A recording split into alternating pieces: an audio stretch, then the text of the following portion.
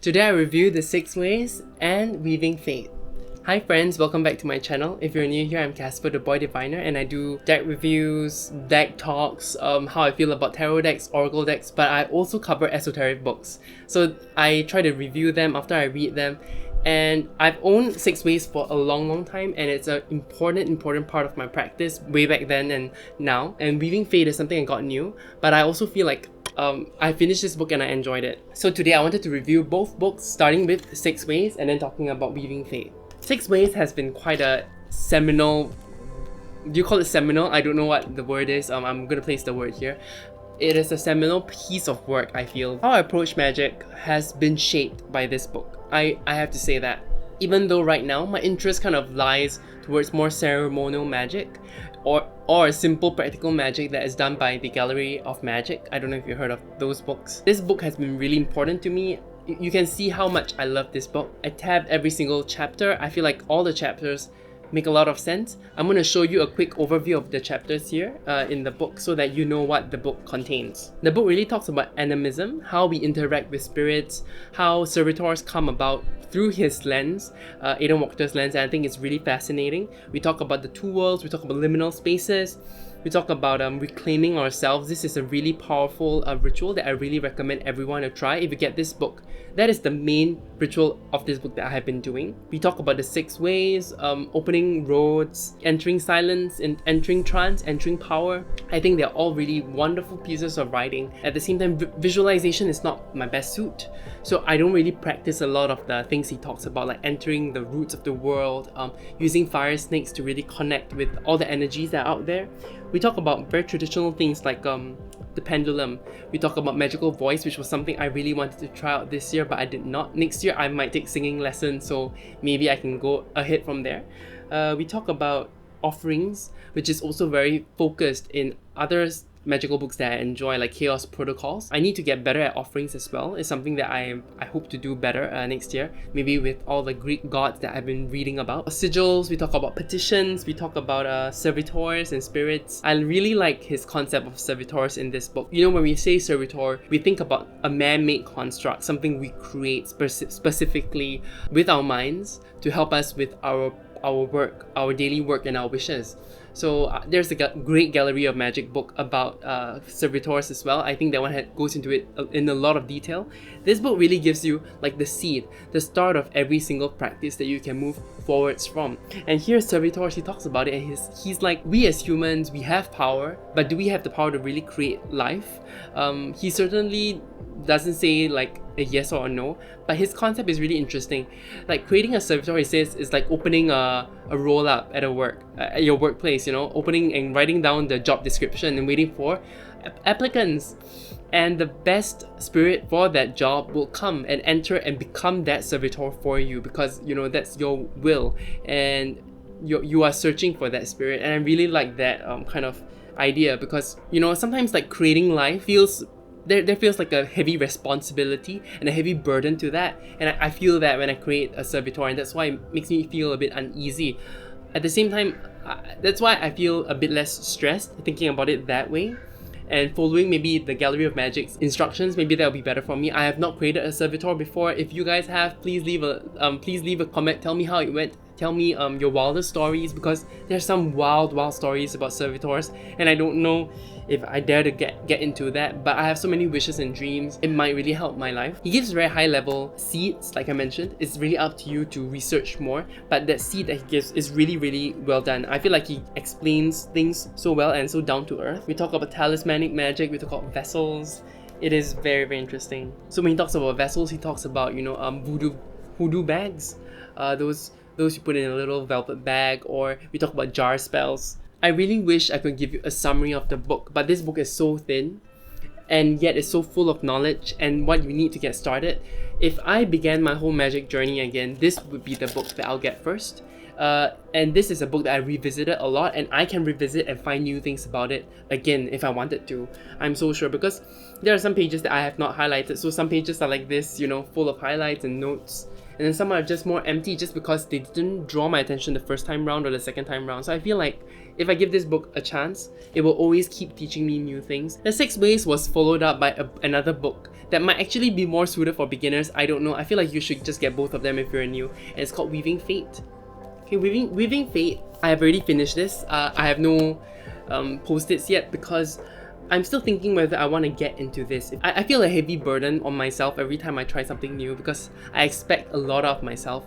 More about that soon, hopefully. I just want to remind myself. I know you guys know, and you guys give the best, most encouraging comments to me, telling me to relax and just follow the flow, and I'm trying my best to do that. I really am. And Weaving Fate covers 3 main practices that he has. The first one being the Black Book. It is really interesting. It is something that, you know, I already intuitively wanted to do or have wanted to do for a long time. If you heard of The Secret, it could be similar to that, but more.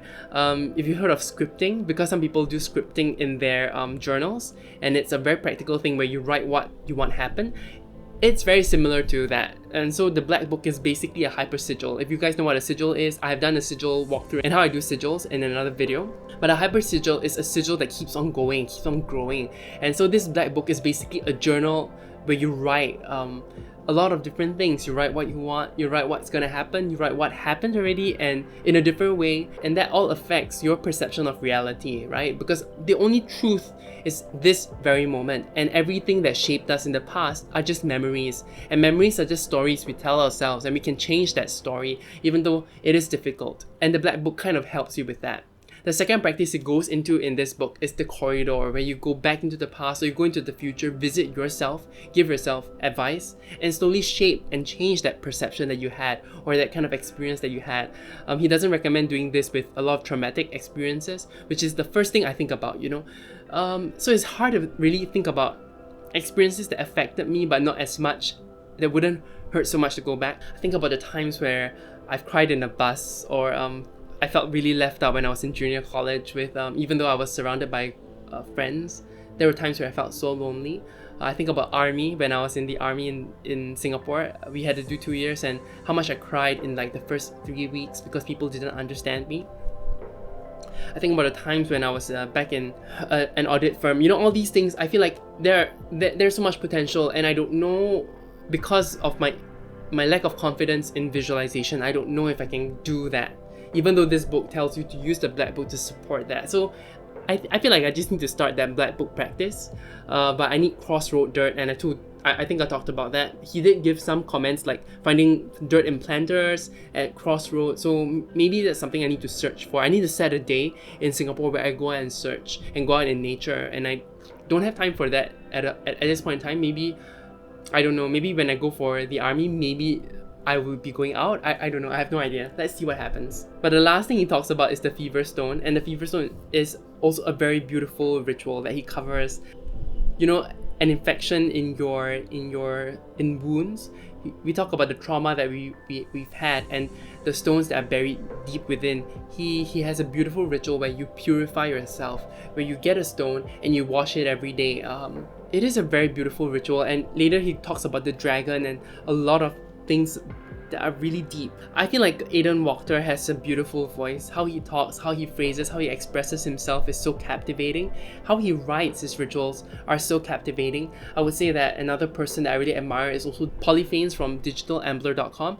Both of them really know how to phrase and express themselves, and one day I hope I'll be able to write prayers that really resonate with me. Also, there's that book, Bless the Space Between Us, that I talked about. Amazing writing, and hopefully one day I'll be able to express myself like that. But before that, I will use all these books and all these words to help anchor my practice. So I really enjoy the Fever Stone. It's just, again, a lot of visualization where you really go in to a place and do some work, lying down. And even though I meditate every day, I find it difficult to spend another like 45 minutes just imagining something. And I keep, building all these expectations. Maybe I don't need to do it in 45 minutes. Maybe I can finish it in 5 minutes, if I can really visualize it and make it happen. At the same time, I do believe in doing things slow and steadily, so there's no need to rush. There are a lot of daily rituals in both these books and in other books like the Gallery of Magic, so I need to really set down maybe a half an hour ritual where I do everything that I want to do in all these books. So that's something that is weighing on my mind, but I really enjoy these two books. So I highly recommend these two books from Aidan Wachter, and I would say both of them are really accessible to beginners. I would say that I think Foolish Fish also said this, but The Weaving Fate at the beginning, it is a bit philosophical.